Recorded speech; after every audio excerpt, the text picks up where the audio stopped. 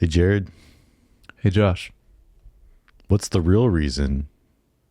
What's the real lesson of the Titanic? I feel like there's a lot of lessons that were learned in the whole experience. I don't know. What is the real lesson? If someone says unsinkable, bring your own boat. Yeah.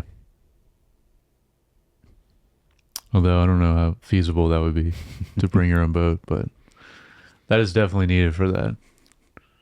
It is. Well, anyway, we'll get into it, the pod, because it's been so long since I've seen this, but I can't believe the amount of people per the ratio of boats.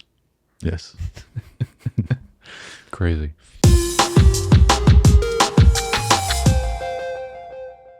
Hey, welcome back to Screen Time Film, a podcast where we discuss a director's filmography in chronological order. We are currently discussing James Cameron, and we're going to talk about the Titanic. Yes. It was a Titanic blockbuster.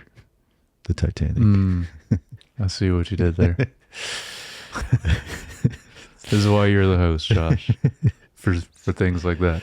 Right. But Jared, I believe you're blushing, Mr. Big Podcaster. I can't imagine Joe Rogan blushing. Well, that was even better. Adding in a personal podcaster to it. That's great. Yeah. All right, my name's Josh, and this is my co-host Jared. I didn't have a podcast one for this one, but this one I thought was really funny, kind of morbid, but Music to Drown by. I didn't realize someone says that when they're going by at the end with when the band's still playing. Yep. I was like, dang, it's a great line though. Anyway, there's that comedy coming out in Cameron's writing. maybe someone outlived it. I don't know. Yeah, I don't know. Yeah, there's a few moments in this. Yeah, he likes to sprinkle it in his movies. He does. All right, so this came out in 1997. It's rated R, 3 hours and 14 minutes. Yeah. A 17-year-old aristocrat falls in love with a kind but poor artist aboard the luxurious, ill-fated RMS Titanic. Yeah. So this is written and directed by James Cameron. Cinematography, Russell Carpenter. Yes. Same guy we had last film. Mm-hmm. Composer James Horner. Yeah. He did he has at least The Abyss and True Lies, maybe? Did you It was not, I mean, because we got the other guy for the Terminator films. Yeah. But this is like his other guy. Yeah, that did some I feel stuff like with him. I don't think he did True Lies because I think No? I had to change it. But anyway, and then he did. Oh, yeah, it was a Terminator guy that did True Lies. Yeah, and then he does like the Avatar film. So it's like this guy. After, James Horner does? I think so. Oh, okay, cool. I don't know. Production costs. What do you think? It's gonna be a lot. I can't wait to see what the Avatar movie's production costs are. I know. I also, which I know we'll get to in a second. I really want to know how many awards this one. Yeah.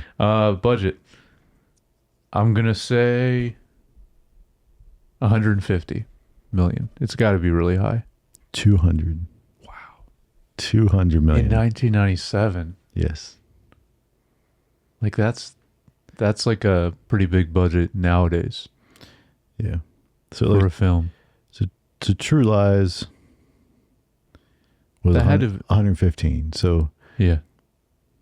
So you figure this is an hour longer, and then they were going even more ambitious on things. So yeah. So I mean, like, because even if you just like took that and said, okay, we're gonna make True Lies, but make it an hour longer. Yeah. You figure you're gonna add another 50% to the budget, so that would easily push it to like 170. Right. But then this obviously they were doing groundbreaking things technology wise at the time for the time. They were. And is this, I wonder, was this also the most expensive movie to date in 97? You know, like, did they, I don't want to say break a record, but like, was this one of the most expensive productions? Like, up until this point? I didn't see anything mention that. Maybe that'll be in the. Yeah, we might have it in trivia. But yeah, we'll have to see. But I didn't see anything. Okay. Initially there, but we'll see. All right, so Academy Awards. Yeah, I'm very curious about this. I actually kind of curious if this is a record. Yeah. It had a total of 14 categories of like things it was up for, and it won 11 of them. Wow. And then so like 3 it didn't win, Nominated. just only nominated. So we'll go through them here. Won Best Picture, Best Director, Best Cinematography, Best Art Direction, Best Costume Design, Best Sound, Best Film Editing, Best Effects, Score? Sound Effect Editing, Best Effects Visual Effects, Best Music Original Song, Best Music Original Dramatic Score. So both those. Then nominated but did not win Best Makeup, nominated but did not win Best Actress in a Leading Role, and nominated but did not win Best Actress in a Supporting Role. Okay. So it's interesting. They won everything but the actual actors. Yeah, the actors didn't win. And it's interesting because for some reason, I just assumed, because I'm pretty sure Kate Winslet has an Academy Award for She does. At least one. And I just assumed maybe it was for this because I knew this movie was like just sweep the Academy Awards when it came out. I mean, it kind of did, but I want to say it might have been for Revolutionary Road, which is a movie we covered. Sam Mendes film. Yeah. Maybe she won for that one. I don't know. Or movie around that time. It was definitely after Titanic, though, obviously. But yes, because she was very young in this movie. Yeah, I don't even know how much because obviously this is where everyone started to know who she was. I wonder how much she was in before this. Yeah. I haven't. Like DiCaprio was in a few things. Yeah, he was a little more well known, but again, both of them became really some of the biggest actors from this movie because this movie was huge. Yeah, it was Titanic. It was Titanic. It was. I mean, I remember it. Even I was only 10, but I mean, I remember it was just everyone talked about it, and the music. I mean, which we'll go into, like not only the score, but the Celine Dion song was like massive and everywhere. I remember that too. So speaking of talent, I mean, again, from the key people, still keeping it kind of not too crazy as he normally does. But we have Leonardo DiCaprio, Kate Winslet, Bill Zane, Kathy Bates, Francis Fisher, Gloria Stewart, Bill Paxton. Can't stand that guy. Victor Garber, and then James Cameron had to put him in there because he's just uncredited. He's uncredited in IMDb. Uncredited him for this steer age dancer, but also it's his hand in the car. No way. No, it is. You didn't know that? No, that's like a common trivia thing. Like I didn't know that. I'm sure it's going to be in the trivia. Yeah. Wow. Yeah. Like that's his hand. Great. Yeah. I did not know. At least I've heard that. Maybe that's a false trivia thing because I've heard that. Could be just a thing that people say. One of those things that But I'm pretty sure. Like, that's awesome if that's true. It's just like they couldn't get it right. He's like, I'll just do it, guys. I'll do it myself. He's like Thanos. Fine, I'll do it myself. All right. So yeah, we kind of started a little bit, but overall thoughts. What do we? Yeah. I'm wondering if you've seen it more recently than me, because I was really thinking about it. Mm-hmm. I don't think I've seen this since I was a teenager until now, which is crazy. I don't know. I remember seeing the theater because I remember having to go a second time with my girlfriend because she wanted to see it a second time. Yeah. Every girl wanted to see this movie. So I distinctly remember that. Yep. And like the second, like I think her and I saw it both. Like I think we saw it together both times. But I distinctly remember the second time it was just me and her and like some of her girlfriends, and then we went to see the movie. Sounds right. Remember that? I was like, why am I here? Mm-hmm. Kind of situation. But well, that's also interesting. Like, I'm curious to know how you feel about the film and how it resonates with you, because like that's definitely a big difference too from seeing it as a teenager and seeing it now. You know, like how differently you feel about the film and like what grabs you from it. Well, I was trying to think. I feel like I probably watched it at least some point with Aaron after we were married, and probably got it on DVD at some point. I remember I don't know. I mean, so like maybe in my early 20s I saw it, but it still would probably be like over 20 years ago since I've seen it. I didn't see it in theaters, obviously, because I was only 10, and I don't think I would have been able to. I don't know. Yeah. No, I definitely didn't go to theaters. No, because I remember the VHS. I think our sister had it, because I know she loved it. So I want to say it was her VHS that our parents got, or like maybe for birthday or Christmas. Because she was just a few years older and was just old enough to. And so I remember probably watched it with her. But yeah, that was the first time I watched it. I do remember the VHS, because it was 2 VHS. Mm-hmm. It would have had to have been, right? Mm-hmm. Yep. Yeah, right. Okay, Yeah. so I remember that set. So that was the first time I saw it. Was then. But so seeing it now, I'm trying to think. Well, I want to start with this. Well, so it's over 3 hours long, and I think now watching it, like it's pretty compelling and engaging, like the entire runtime, I thought. Mm-hmm. And it's also just how much this film affected me compared to how it affected me as a teenager now is like way more profound. I mean, the ways it affected me as a teenager was more Kate Winslet probably then. And then, but like now, like, yeah, and probably just understanding the movie more now than I did then. But definitely hit me more emotionally. It's definitely, in general, like, it's definitely like, I would say it's a pretty powerful film, and like I think it's successful what he wanted to achieve with it. Mm-hmm. And I was going to ask you also, but I think is it his best movie? Is it James Cameron's best movie? I think it might be. I think so too. I was thinking the same thing. Yeah. Because one of the thoughts I had on this was like, gosh, he's wasted 2 decades making Avatar movies. I know. That's what I thought of. It's a bummer. Yeah, that's what I thought about with it. This is it. This is the last movie before he starts getting into that. Yeah, I know. It's crazy. And like I guess more than 2 decades. It just came out in 97, but right. So, yeah. Because that would be 30 years. We're almost. We're pushing 30 years. Like 25 years. But anyway. Next year will be 30 years. Yeah. That's crazy. Yeah. So I was thinking that because I think all in all, it's a massive accomplishment. Yeah, like, it was. And I think in a well-made movie, yeah. Like you said, I think I would agree. It's probably, you see like it's the maturity of his, but I do find it's interesting that like, still no acting nominations in here.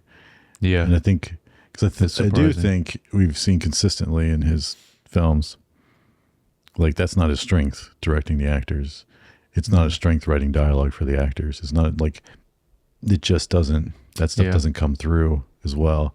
Even though I think the performances are good in this from our 2 leads. And oh yeah, really good. Yeah. And of course they have good chemistry and stuff. And on this, so it like No, sells that's it. very important, obviously, for this film. And so you root for them, and so I don't think I'm not saying it's terrible, but like Yeah. I think if we're to speak to like a weakness in his writing / directing, which again can sometimes be helped if you have a different person write it or someone else help you write it, but he seems to shy away. I mean, he's had some people help on some of the other ones, but He has, yeah.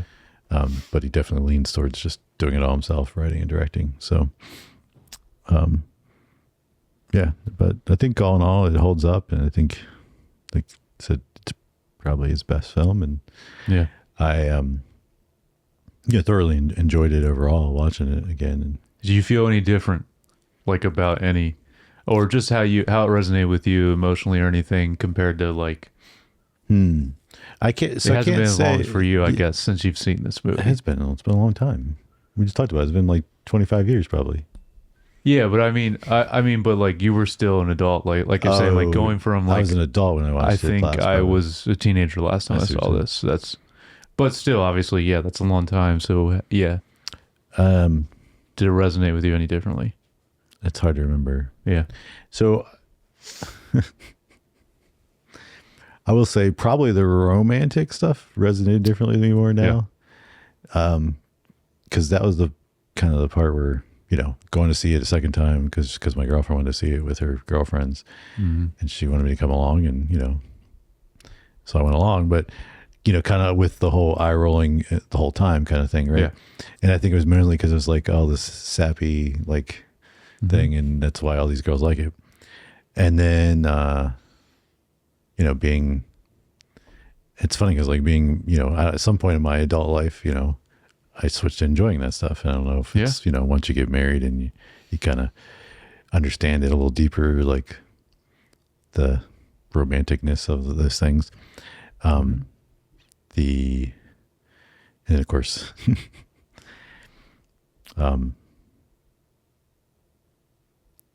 this film and like kind of leaning towards the, hey, you have this connection with this person that actually brings you to life. And this is touched a little bit on like the theme here, where it's like, it's almost like, life's too short to not pursue this over the safety and the wealth that comes along with like the thing you should be doing or whatever. Like this quote unquote society is like, here's what you should do. Yep. And it's like, hey, maybe not, because actually to experience life to its fullest, you might need to go a different path. And that's kind of where I guess to me, the theme is in this. And then that's a huge part of it. And then to do that and to, and even if it lasts a moment, like, I mean, what is it with 24 hours, 48 hours that they have together? Yeah. Before it's like a little under 2 days, I think even. But yet, according to this film, she's at the end retelling this story and reflecting back and kind of like, that was worth it, even if it was just for that little bit. So, yeah. So I think that's a powerful message to kind of convey. And it's like, you don't want to, it's kind of, live in the moment kind of thing, I guess. But like, like you don't want to not think of the future, but you also don't want to get so stuck on like the everything about the future, not live in the today. So I agree. I mean, it's balanced just like with everything else in life. But yeah, obviously the film, because it helps make it more dramatic, like obviously leans on literally like just follow your heart and live in the moment. I mean, Leo's speech, or Jack, his speech in this is so good when he talks about that, and like it's kind of a perfect way to like encapsulate what this film's about. Yeah. So yeah, it's I think it is his best movie. Because spoiler alert, it's not going to be Avatar, because I never really liked Avatar. So maybe for some people, Avatar is their favorite of his, but yeah. Me neither, but all right. So let's get into a little bit of Yeah. story structure here. And so I mean, the biggest first thing that is the approach of opening with the wreckage and then bringing in Rose, when she's older. 101. Yeah, I suppose. Yeah, I mean, Crazy. Or about to turn 101. Something like that. I said. Yeah.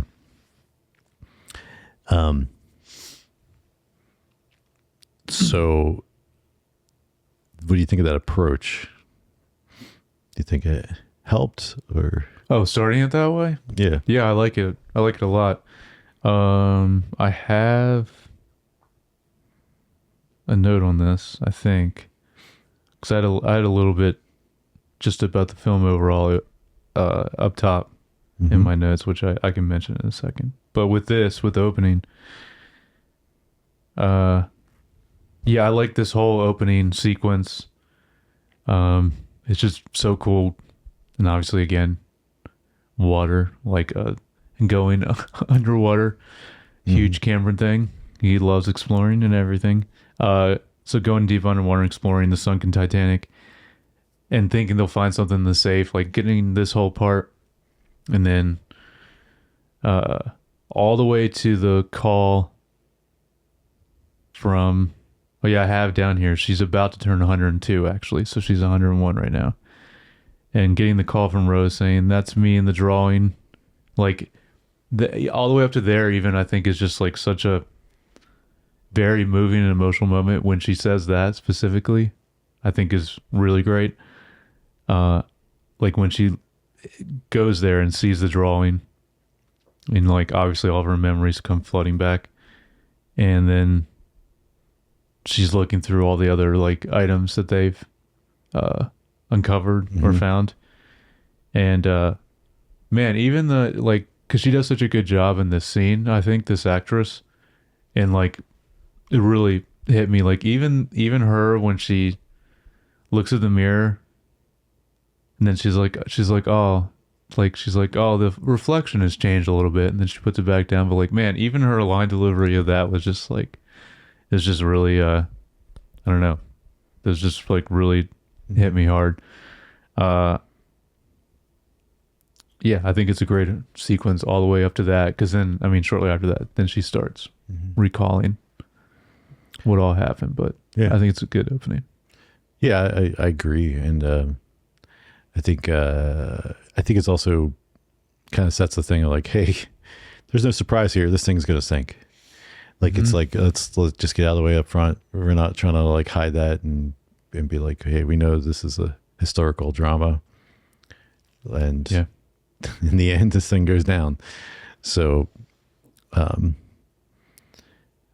then so they deal with that right off the bat, right? Like it's like, oh, here's the wreckage, but then I think framing it through her also allows it to feel like where like the stuff that's loose, that's not real. Hey, this is not real historical data. We don't really know, and it's kind of, we're framing it as like, well, this is her memory and from her perspective and how things played out, because everyone has their bias and things on, and even like the way they interpret things, and right. So like truth can be a little obscure, right, from just one person's perspective, right? And so I think it helps frame that too, to be like, hey, yeah, this is just kind of her retelling it how she remembered, and she's 101, like her memory's not gonna be perfect, right? So, but also obviously it was a very traumatic event and a traumatic experience, and also a very milestone moment for her to when she shifted direction in her life. So I mean, like in general, you would remember, and those things would hold on. You would hold on to those things a lot. Oh yeah. Because from what I can tell from this film, like these Jack and Rose are made up characters. Like obviously this is a real historic thing, the Titanic, but this story on it, I'm assuming, right? I don't think it's based on real people. Yeah, I don't think so. Okay. Yeah. I mean, I don't really know. That's what I thought. I don't know. Maybe we'll get that in the trivia also. But I do want to mention just some stuff like about the movie. We were talking about the performances, and obviously Leonardo DiCaprio and Kate Winslet are both awesome in this, and they both became huge stars from this movie. And obviously their chemistry is so good, which is so important. Like this movie would not be as good or work as well if that wasn't the case. But I think especially Kate Winslet's performance in this is just like amazing. She's like one of the best actresses anyways, I think. Like she's so good in everything she's in. I'm sure we talked about her a lot when we did Revolutionary Road, which is the other time they reunited. It was her and Leo. I think that was the only other time they've worked together. But also, and this is before I knew they won for it. I wanted to mention like and highlight how good the costume design on this film. Yeah. And so like elegant and classy, and how like realistic it is to early 1900s time period, like the clothing in this. So obviously they did win for costume. Yeah. Yep. And then the last thing, I was curious because I wanted to see how big this movie was. It was in theaters for 10 months, which is insane already. And it was the number one movie in the world for 16 straight weeks. Wow. So it's probably in that period when you went again, like it was probably number one then also. Because a lot of people did what you were talking 4 about. months of it being. Yeah. It's crazy. It 4 is. months at the top. And it's, so just putting the into perspective of how much of a blockbuster or phenomenon this film was in general at the time. And it's also just, no matter what kind of movie comes out, that will never happen again. Maybe. Like, they'll never keep a movie in the theaters that long. I don't think it could happen right. again. I'm just, I don't know. Yeah. It's crazy though. Yeah. How long it was in theaters. So.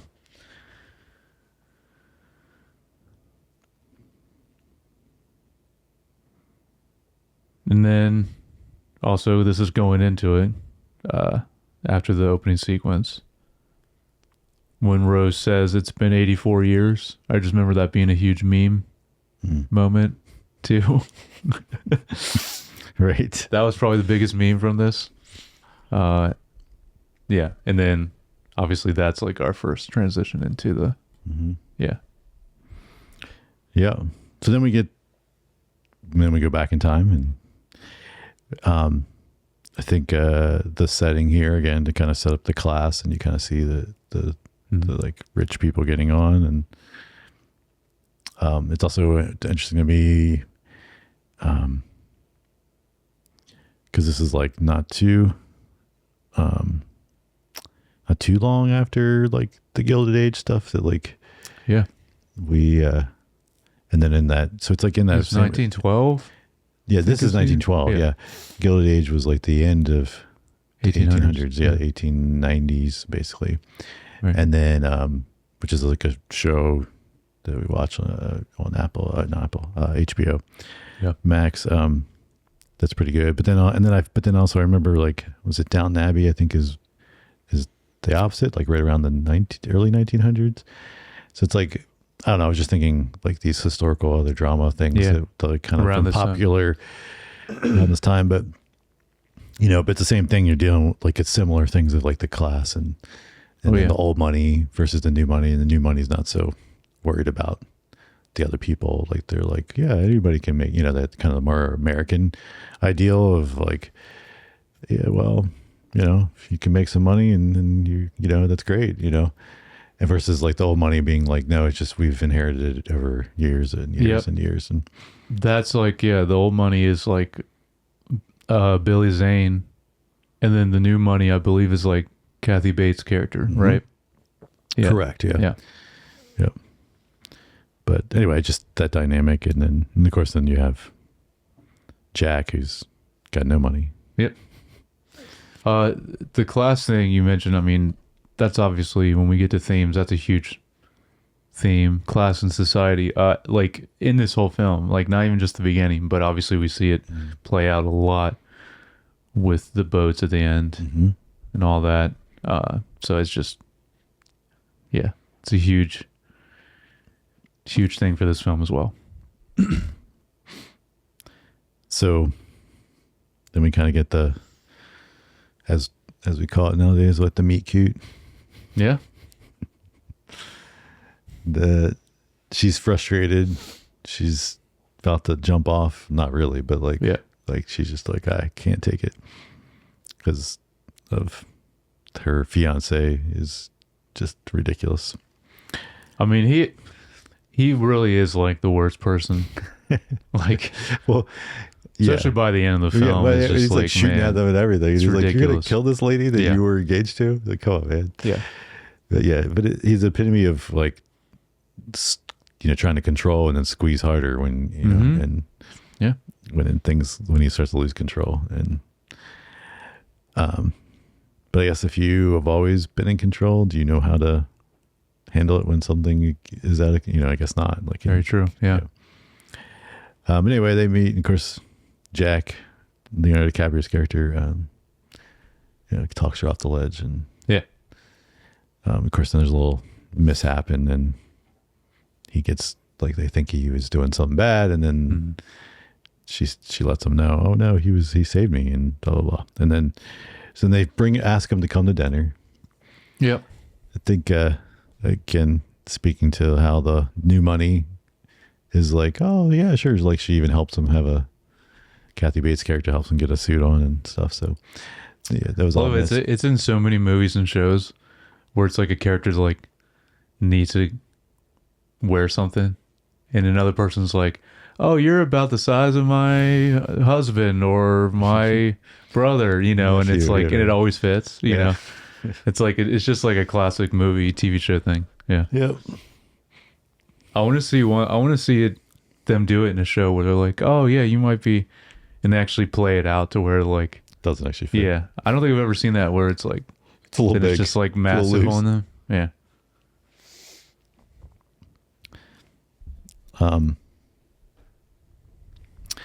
But then we get this great dynamic at the dinner scene. I really enjoyed the dinner scene where he's great. Kind of. And this is where he says his lines, his like kind of monologue that kind of sums everything up. Yep.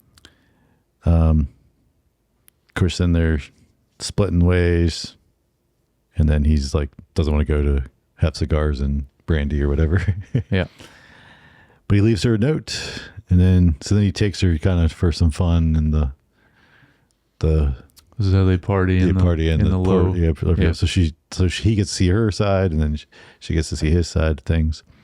It's kind of nice. And then, yeah. And then kind of, so this, like I said, like, so I was trying to be like, is it 48 hours, like 2 days? Cause that's like dinner, and then it's the next day. Right. And because it's not till later that they meet up again. And then they end up hooking up in the car and stuff. Because she brings him. So it's like there's at least 2 days. I think it's 2 days because she's walking the deck and she sees him sketches and stuff, and that's later the next day. Yes, that's when she first sees that he's an artist. But I mean, they make it a big point to even talk about how like this is, or maybe it's Rose recalling it. I don't remember if she says it or it's the captain says it, but basically like this is the last. Well, obviously the captain wouldn't say it because he doesn't know what's coming.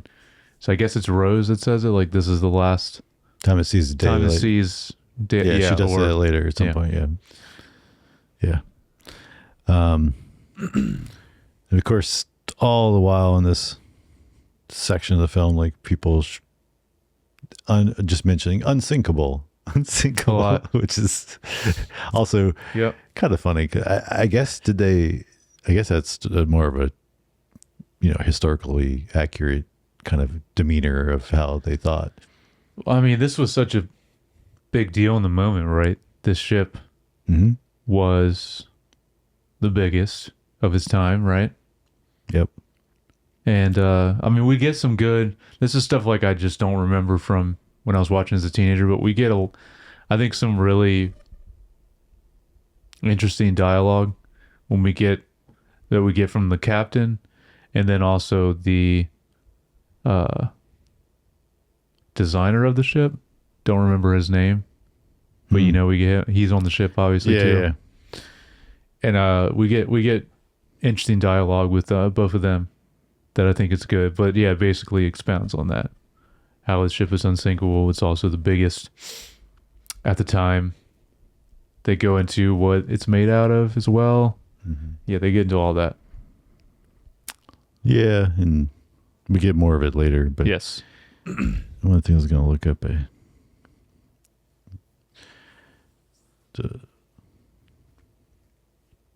Well, you're looking up something historical about the Titanic? Yeah. Okay. But you keep talking. Well, I will say also, when Rose asks Jack to draw her, mm-hmm. I was like, I couldn't believe how early it was in the film, because for some reason I thought it was way later. And even though this movie's really long anyway, I was like, oh dang, we're already going to that moment, which is like obviously one of the most famous moments of this whole movie. Yep. It obviously was a very important moment for teenage Jared watching this. Because we talked about that in True Lies as well. Yes. So this is another. So James Cameron is responsible for some. Yeah. Yeah. I was just kind of curious how it compares like to modern day cruise ships. Oh, okay.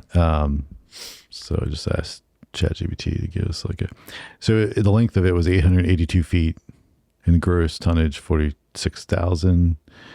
And then passenger crew was 3,300 max. Mm-hmm. 9 usable decks. So how that compares to like a present day cruise ship, they're 1,100, 1,200 plus feet. So they're bigger. Oh, yeah. Yeah. Gross tonnage of 250,000. And then they'll have a capacity of 7,000 to 10,000 passengers and 16 to 20 decks. Wow. So like a present day cruise ship is much bigger. Yeah. But especially taller. But it'd be like, yeah, how big they are now at the time in 1912.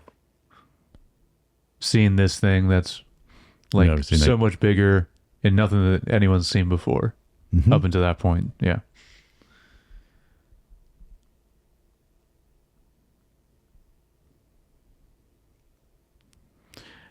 Yeah, it was something I thought about and then I forgot to look at it. Well, there's a moment also.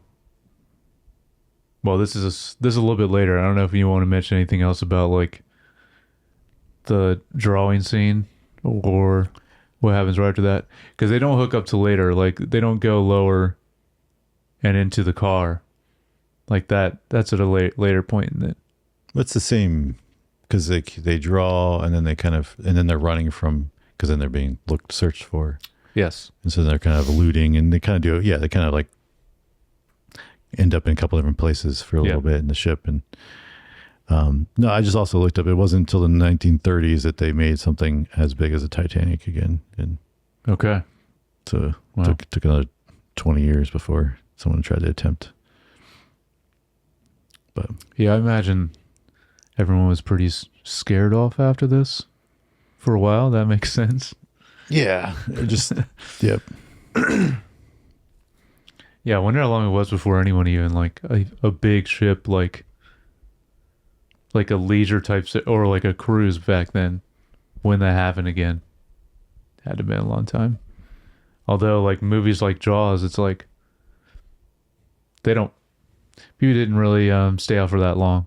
Like they were right back into the water. Well, it's like a plane crash. I mean, yeah, true. Nowadays, like it happens, but it's way safer, very unfortunate. But then you still like you got to fly. You can't. I mean, you can't. Still way you don't get in a car. Yeah, just because. I mean, there's car accidents all the time. Yeah, driving a car is way more dangerous. It's just we don't think of it that way.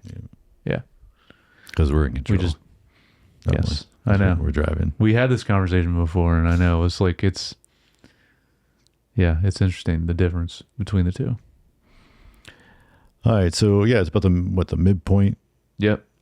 Ish. Yeah. It's just a hair before the midpoint. It's like a little bit more like about an hour and 20 minutes, and then they start the whole situation with the iceberg, but they kind of play it up too with those guys. Because they turn, they did, well, you get the earlier comment about like going too fast at night, and the guys, yes, like, don't worry about it. Well, but then they mention there's no wind, and he says something about like, oh, we won't see the birds, something to do with the birds, and it's like all these aspects to where they would have been able to see if anything was in front of them easier.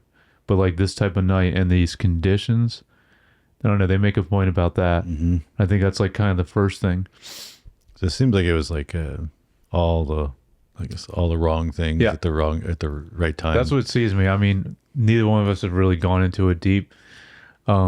Yes, like at least what the movie displays is like. I gotta ask Jacob, which we should. I mean, he would have been on the pod if we would have recorded at a different time. But like he's gone through all the history and researched a lot, so he would know. But but I guess anyway, it just seems like there's a lot of things that aligned. Yep. The wrong or the right way to make this happen. But ultimately, still, from what I know about it and from what they show in this film, it still was their fault initially for going too fast, right? Even before all this. Probably. Yeah. I mean, like they were basically. And he was just kind of like, the captain was like, yeah. Yeah. He's like, keep going. Mm-hmm. When they first mention it. Yeah. Mm-hmm. Yeah. Whereas I guess they should be going slower at night so that because they can't really see what's in front of them. By the way, it was about halfway through the film before I realized the captain. I was like, this guy looks so familiar. And it's the Rohirrim. Is it the king in Lord of the Rings? I guess it would have been Two Towers when he first shows up. Right. Yep. It's him. I didn't realize it's that actor. Yeah, I believe he's the king. I'm blanking on his name. Yep. I apologize. People are going to be screaming the name because I know he's a very big character in Lord of the Rings. But yeah, anyway, he looks very different in this. But that's him.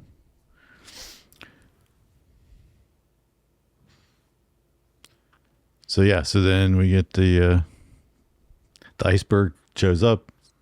They see it. They try to reverse engines.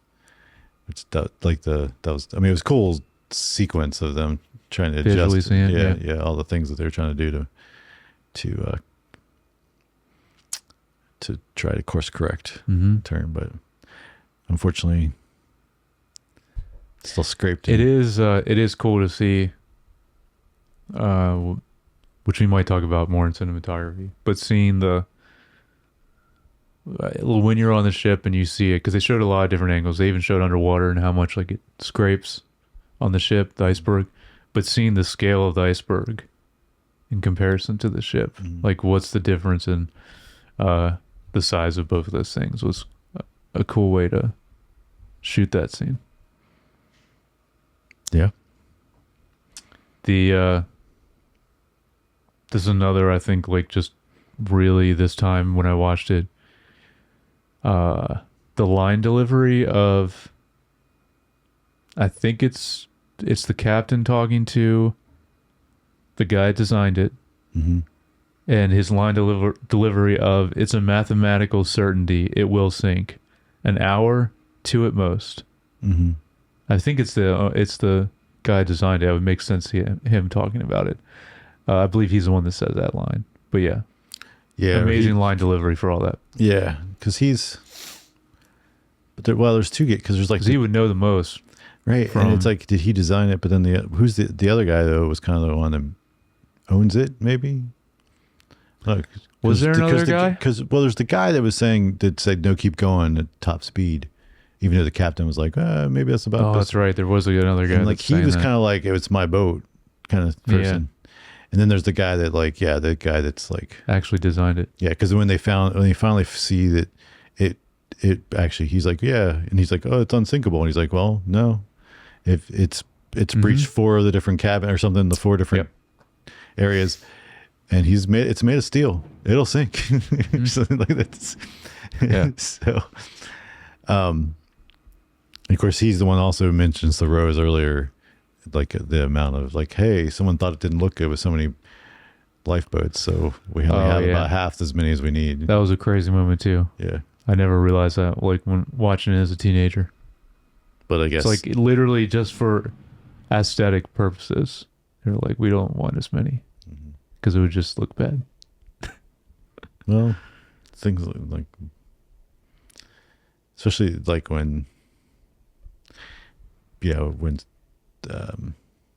class is, like, like, I mean, there's slaves, there's all these different things that people didn't care about, right? Yeah.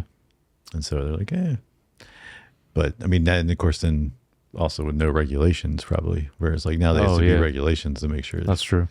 All those things are in place to keep each, enough stuff to cover everyone. But, but yeah, it's just interesting perspective from the, like, so I don't know. That guy was the boat owner. I don't know. Like, I don't know. But yeah. But also the thing that struck me was and you're like, this is exactly what would happen. They don't really want to tell everybody exactly what's happening because then it creates panic. Yep. And so they try to keep it more just like, well, we're just going to start, evacuating some people into the boat, the lifeboats or whatever you call them. And, because, there's just a problem, we're testing or whatever they were kind of saying BS that to kind of get them to do it, but without being, telling them the truth, right? For a while. Of course, then eventually the truth becomes evident. But and then there starts to be panic, and then things go crazy. And of course, in all that, the women and children first, and of course the high class people. So to try to get rid, but then Rose decides not to. She jumps off on the lower deck. That was a cool moment visually, the way they do that. It's her POV. You keep seeing it, and as she's lowering, and you're seeing Jack's face. He's looking down, and then she eventually is like, jumps off.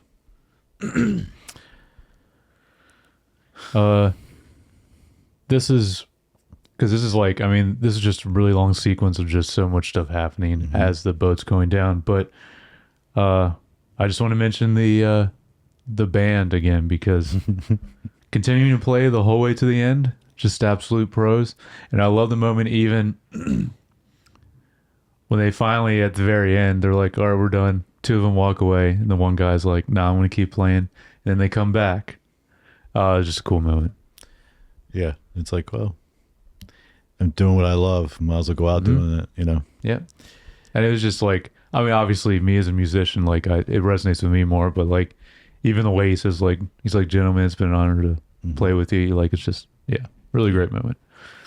One of the things that struck me in all these sequences, because again, like this is a long section of the very long, like 30 minutes of the movie, from if not more, going down, but just the amount of like other rooms and things that would show filling up with water, or I mean, like things that we didn't see and didn't, and I'm just thinking, man, the budget just to build out all these sets, just to flood them with water, just to show. So I mean, the amount of water is like crazy that they use in this, like real water. It's not CG. Like it's that's all I was like, it had to have been like very expensive, budget wise.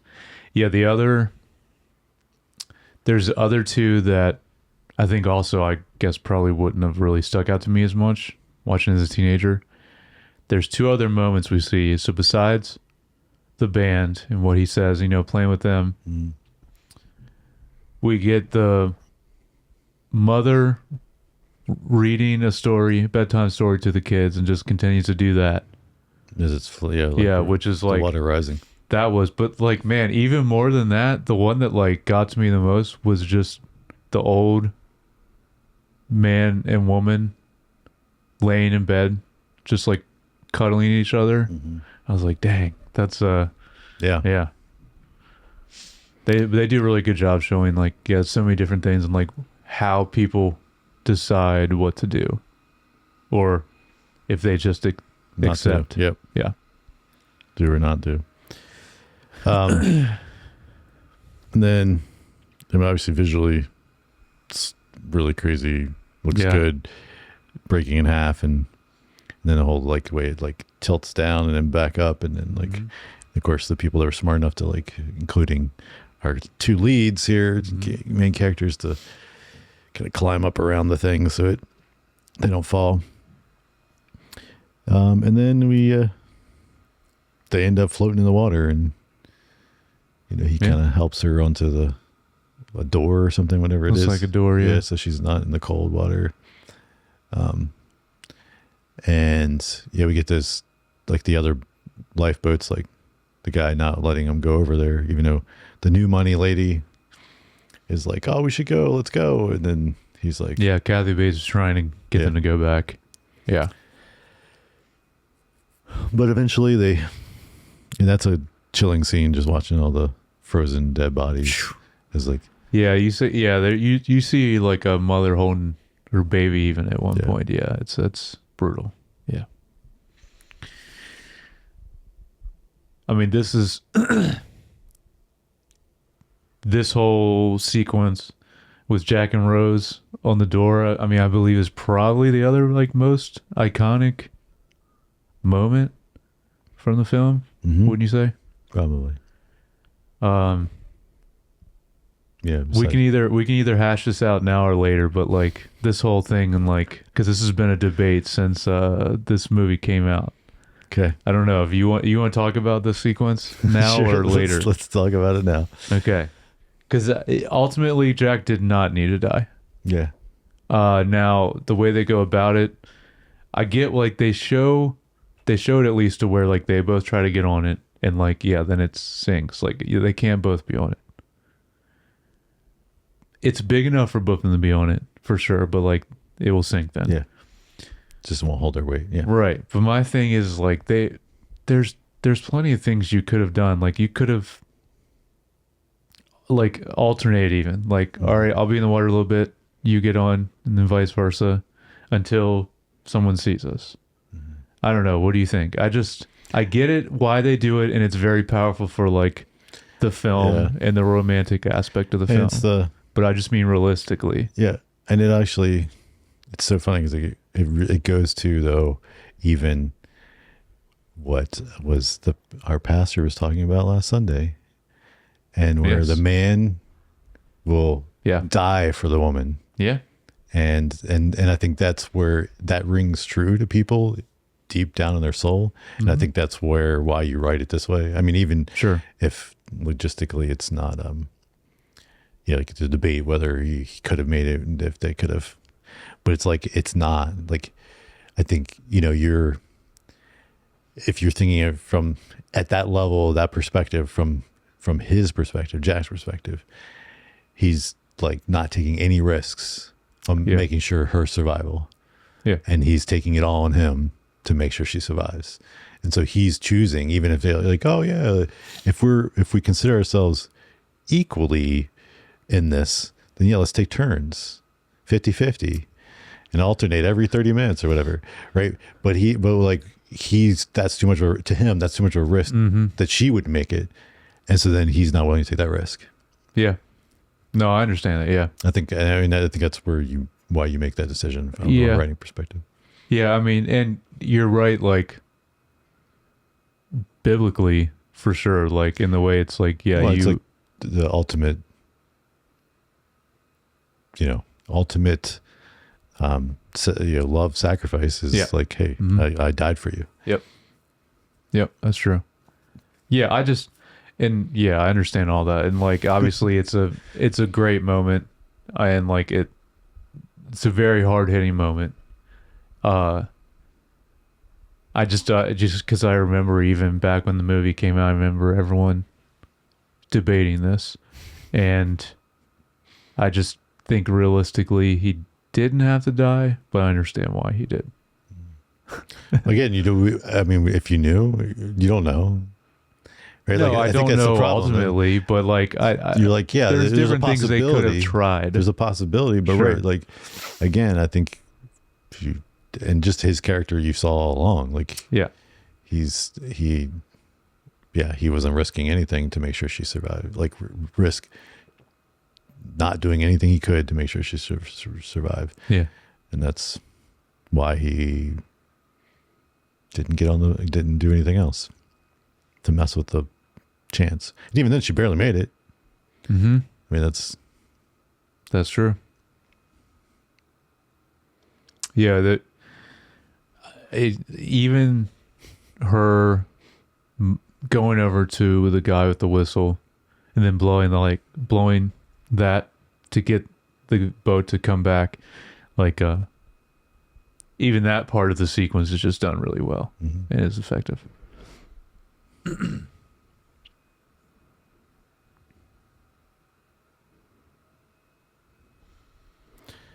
so then, and then we get the final, Yeah.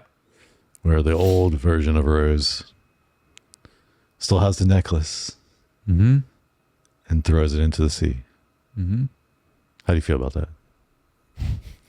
Well, this is, I mean, just like the Jack and Rose scene, this is also another one that you can look at from a storytelling perspective, or you can look at it realistically. And I understand in the story why she does this, and it's like a complete closure moment for her. But she just like wasted an insane amount of money just dropping it in the water that could have gone to so many other things. Her kids, her grandkids, Yeah. great grandkids. Yeah. Yeah. So that's like, that part of it is rough to think about, but yeah. So I don't know. What do you think about it? I also think about like, who's this? Like, she's just basically dropping it, and they're right there near the dive site. Like, who's to say someone doesn't find it? Oh yeah, someone could I mean, still grab right? it. Like, yeah. if that was real, obviously, Right. Which was a interesting moment where they show some of the paintings, right? And I'm like, well, wait a minute, those paintings, we have those paintings, so they weren't on the ship. Like, those paintings are music. Like the Guggenheim. Yeah. There was like a Monet and a Is there Picasso also? Did he Picasso. mention Yeah, there's a that? couple Picassos. Yeah. Yeah, that's true. And I was like, oh, these are, unless they're, I mean, get into art conspiracy, but unless they're fakes that are in the museums. But Hey, you could. but yeah. Anyway, I was just like, don't we have these That's a in good a museum point, yeah. somewhere? So it was just an interesting choice to show them. in Yeah. there. And I mean, obviously, that was again like an artistic storytelling choice versus historical. But yeah. Yeah. All right, get into a little bit of the cinematography. Well, I just want to mention that final scene. I think it's just a really good closing to the movie. We see Rose in bed, and we get a shot of all the pictures, which I think is just a great moment too, because you see pictures of her, of all the stuff that Jack was telling her that he wants her to do. It was like the horseback riding. I don't know. You see pictures of all kinds of stuff that She lived her life. Yeah. And it's How he was like saying, yeah. Yeah, and like again, to the point of like the overall theme I was talking about at the beginning, and of course we normally kind Live of your hit life that. to the fullest. Yeah. Yeah, like that, like Live in the moment. it's, she made that choice there in the moment to be like, I'm not going to go with what my mom's saying and the culture probably would say I should do, the easy life with the money, blah blah blah, but the terrible guy, and I'm going to go do this thing that's exciting and live my life. But then looks like she continued to do that, right? Like she like lived every moment to the most she could, and enjoyed a long life, and then of course lived long too, like, which is like, because she makes that comment about like hearing he shot himself later, right, or killed himself some way, the guy that she was, because he lost a bunch of money. He lost a bunch of money. It was like, and it wasn't that long after that. Yeah, it was like maybe 10 years later. Yeah. Yep. Of course, it might have been because he's been in depression since she left him. Yeah, I mean, well, there's a lot of different. It's Rose's fault he died. It could be. But yeah, so we obviously, I'm assuming, because they don't really say, but like it's like seeing that shot, I'm assuming it's like Rose finally dying, and then the last shot is her in heaven. I'm assuming that's what they're going by, but I don't know. But I don't know. That's a great, because then you're seeing, because her, you know, on the Titanic, but then the last person she sees is Jack. So it's like then who she really loved the most. But then it's kind of like, did she never really love like who she actually then finally she ended spent up her life marrying? with? Yeah, which is kind of brutal. Like, because then she had her whole, kids and grandkids and all that too. And it's like, if this is heaven, like she's only seen Jack. I don't know. I mean, that's open up.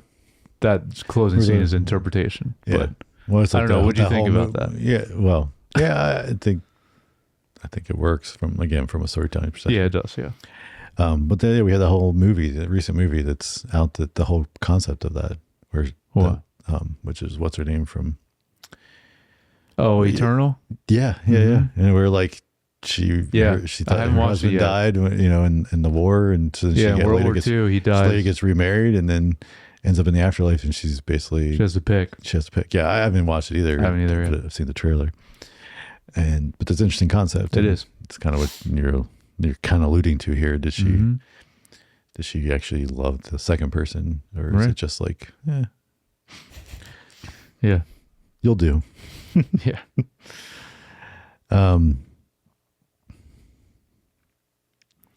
Yeah. So let's talk a little cinematography. Yep. So the scale of this, like you were talking about, even with the iceberg, but like all throughout this, every time they show the boat, just the scale of it and the size of the practical sets that it must have built for this, because it's crazy. Because like really, there was a couple times where there was like these, like almost like you would consider, I guess, a drone shot, because it was like a little higher, but not too far away, that where you could see some people walking on the decks and stuff. That looked a little fake. Like you could like, oh, that's bad, like computer graphics. But most of the time, if it was either really far away and you just saw the ship and that looked decent, or it was closer and then it was just a massive set and there's some green screen, because it's definitely green screening, like the backdrop on a lot of that. Like, oh yeah, I imagine they just filmed it in a massive studio, soundstage in water. Yeah.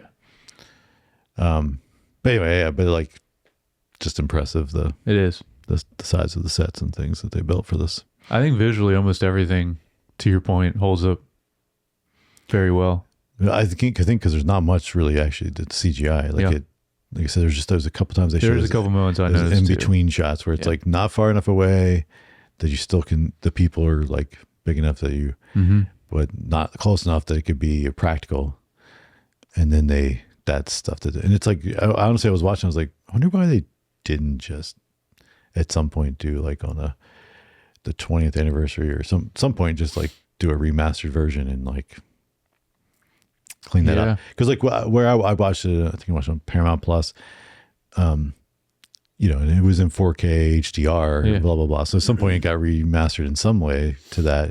And most of it looked really great. And, but like there's those moments and I'm like, I mean, nowadays it would take like probably next to nothing to re-render some of that stuff, give it better textures. Yeah, I think it was the iceberg especially that looked pretty bad. But still, like the scale of it was a really cool moment. But yeah, like the look of it itself, I believe that was all CG. So just those moments. Yeah, there are a few moments like that. Yeah, definitely. I have this actually happens a few times in the film, but I love the first one specifically. The transition from Rose, like when she said it's been 84 years, and it's the transition to recalling the memories, and the camera moves to the screen showing the sunken Titanic, and then it what was it, a dissolve or transition into. So it does that a couple of times. Does it with her eye one time coming back. Like it goes from like young Rose's eye to. Yeah, all that was really cool. Yeah.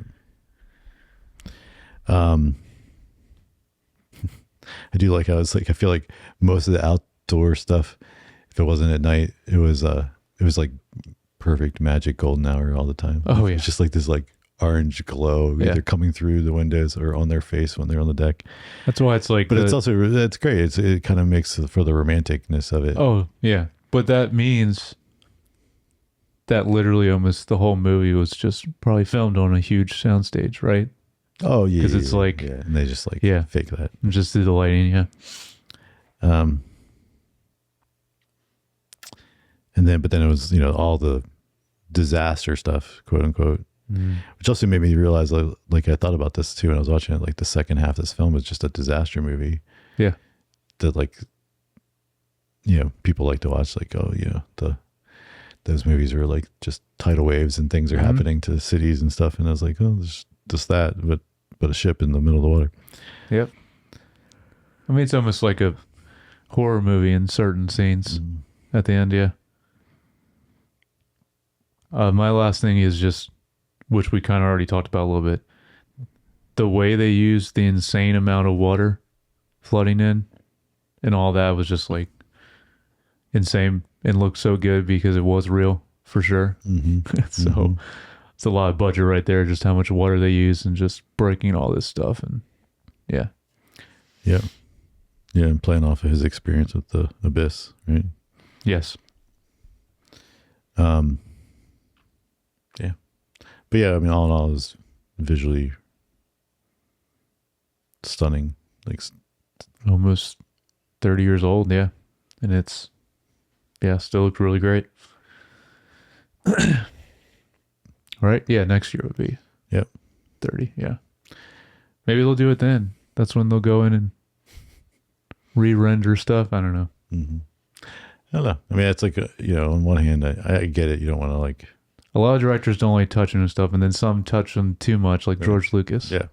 And that's where it's like, shy away from it. It's too but it's like, if you didn't change, you don't need to change anything. Just update the textures and the movement models of the people so that they look a little more natural and the textures look more realistic. It is goofy, just like sometimes it's effective, but the amount of times you see people falling off the Titanic, some of them did look pretty goofy and bad. Yeah.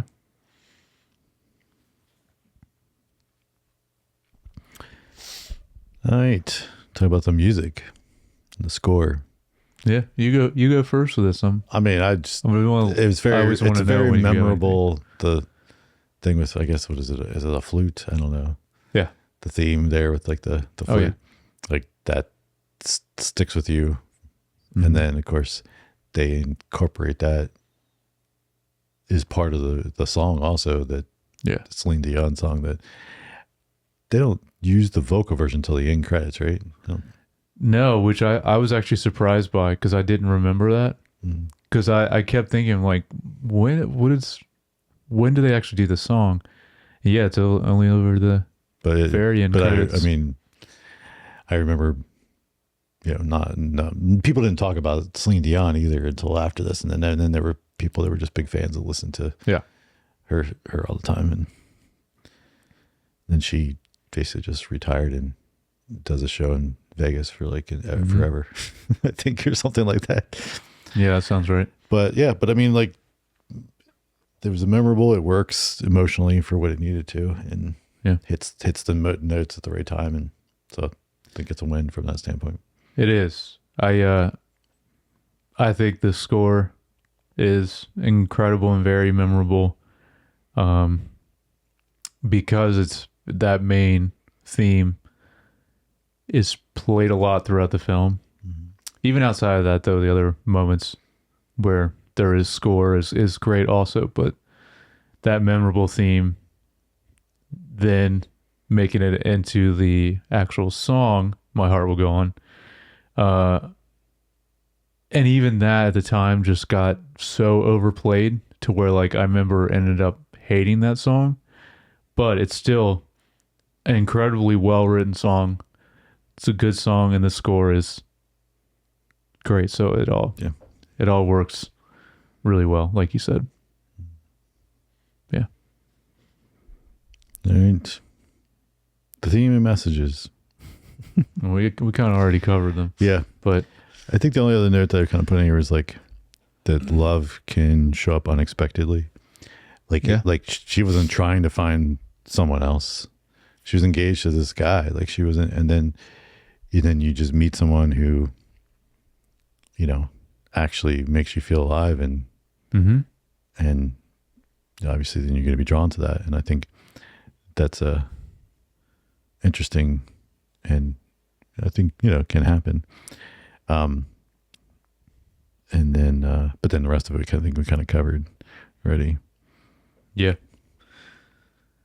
Yeah, definitely. I mean, yeah, to add to that, basically just following your heart in general, which obviously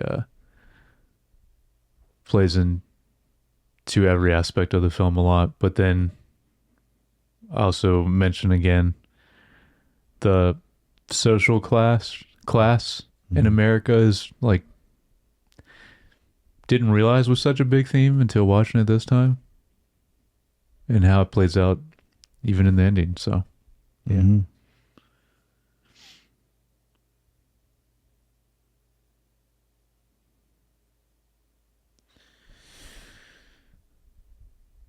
So trivia. Yep. Okay. All right. It's probably a lot. So yeah, at the 2 hour and 30-minute mark, Okay. the elderly couple seen hugging each other in the bed. Yep. The water floods the room. We're supposed to be Rosalie Ida Strauss and Isidore Strauss, both of whom died on the Titanic. They were the owners of Macy's department store. Oh, wow. Ida was offered a seat on the lifeboat but refused so that she could stay with her husband, saying, "As we have lived together, so shall we die together."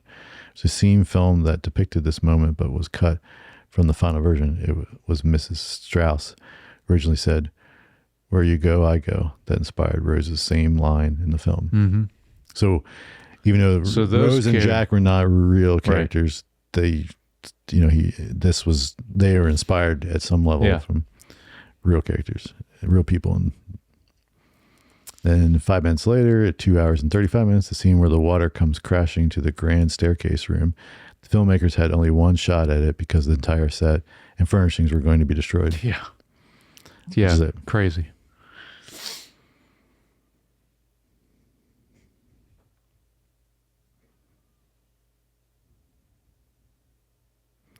So the scenes that are set in 1912, which is most of the movie, they have a total length of 2 hours and 40 minutes, the exact time it took for the Titanic to sink.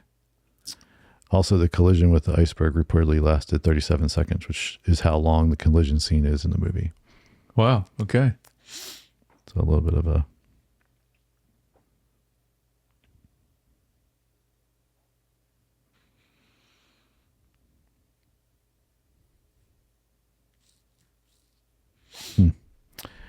So when they're putting the two little girls on one of the lifeboats, and the man says to them, "It's only for a little while," is based on testimony from one of the girls who survived. The man also says in the scene, "Hold Mummy's hand and be a good little girl." According to the survivor, Eva Hart, these were the last words her father said to her before the lifeboat she was in was lowered.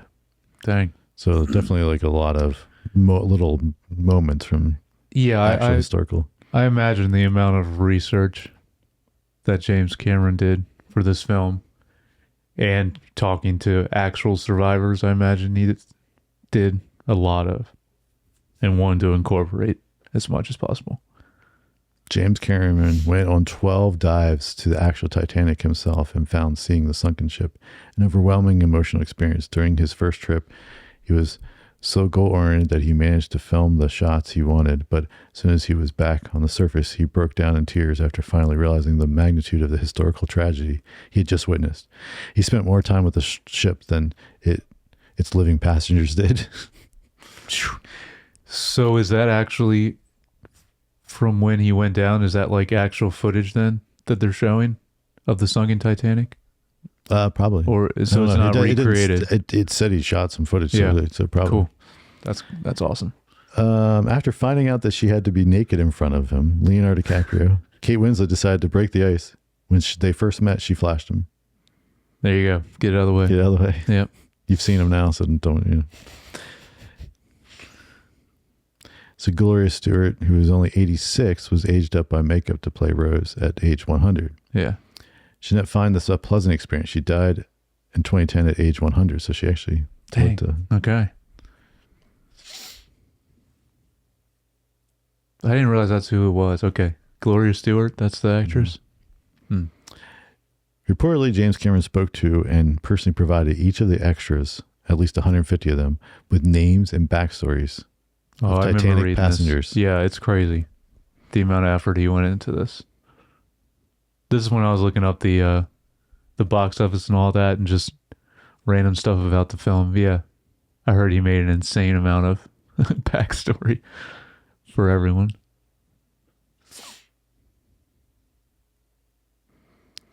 Oh, maybe this is where that comes from.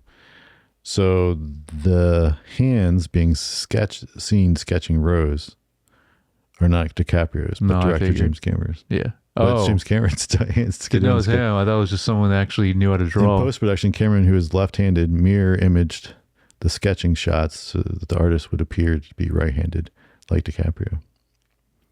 Nice. So I didn't know Cameron could draw. I could tell though it was definitely not Leo though.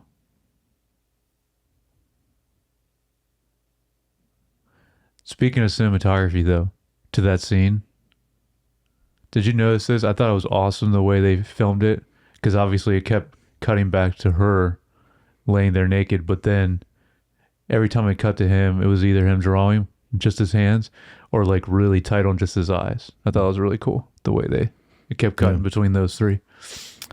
When he was preparing to draw her, and he says, "Over on the bed, the couch." Yeah.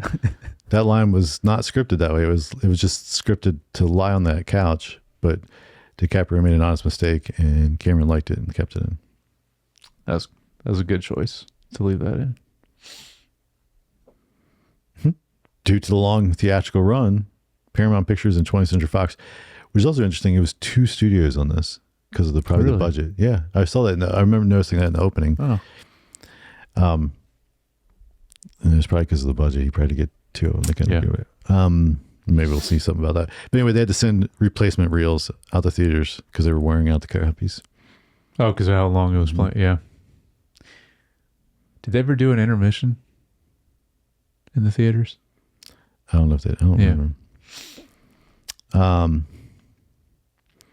Most of the stuntmen in the engine room were only about 5 feet tall to make the engine room look even bigger.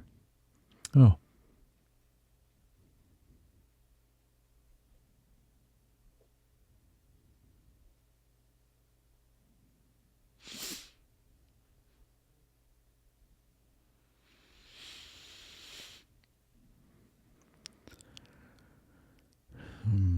So he wanted. He didn't want to shoot it the way there was, I guess, a Titanic documentary that came out in 1992, and he didn't want the stuff from the submersibles of the stuff of the actual Titanic to look the same. So to allow filming from the outside the sub, Cameron's brother, Mike Cameron, and Panavision developed a deep sea camera system capable of withstanding the 400 atmosphere PSI of pressure at that depth. So Wow. they developed some special tech to be able to shoot it so it's not inside the submersive thing and shooting through glass. It's like shooting on the outside. Nice. So I guess it made it look better. That's what I was wondering because it looked good, the footage, and that's what I was wondering if he got that footage for real or if it was CG. At $200 million, the epic movie cost more than the Titanic itself. The Yeah. cost to construct the ship in 1910 to 1912 was $1.5 million, equivalent to $7.5 million at the time, and about $120 to $150 million in 1997 dollars. Oh, sorry, that was pounds, so which is about $7.5 million at the time. Mm-hmm. Yeah.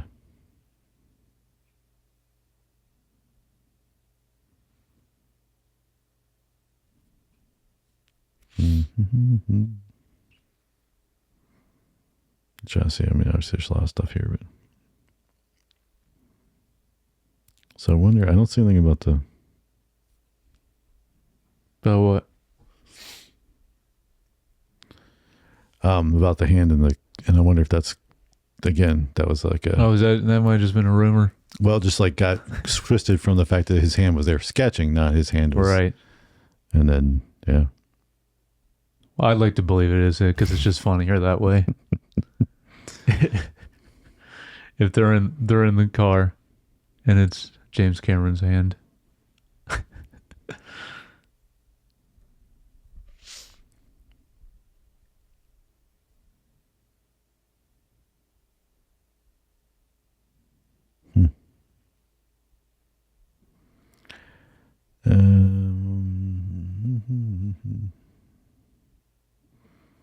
Yeah, I think that's about it. Okay.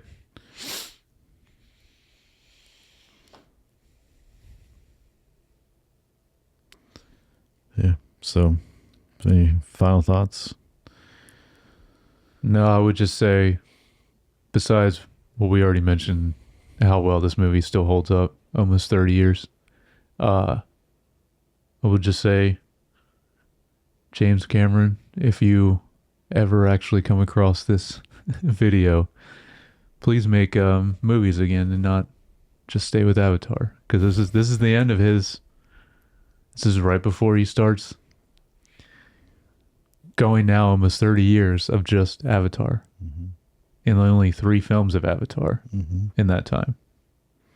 I'm sure he's produced or done plenty of other stuff, but like his own directors from filmography. I just hope, I would like him to get back to making other stuff. Yeah, it'd be great.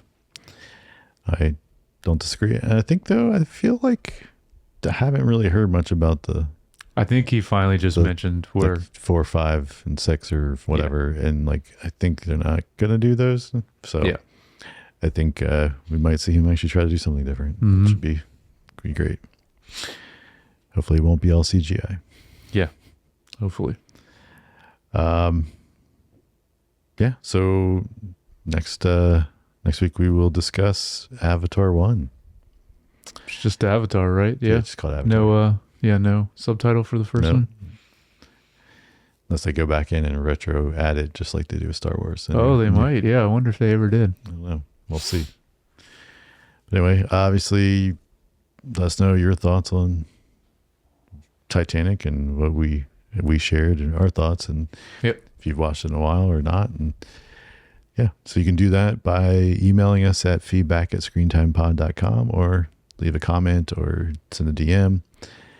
You can follow us on Apple Podcasts, Spotify, YouTube, Facebook, Instagram, and TikTok. And it's all Screen Time Pod. And if you'd like to follow each of us on Instagram, I'm at JYoungBar. And I'm at Jared Youngbar. All right. We'll catch you guys next time.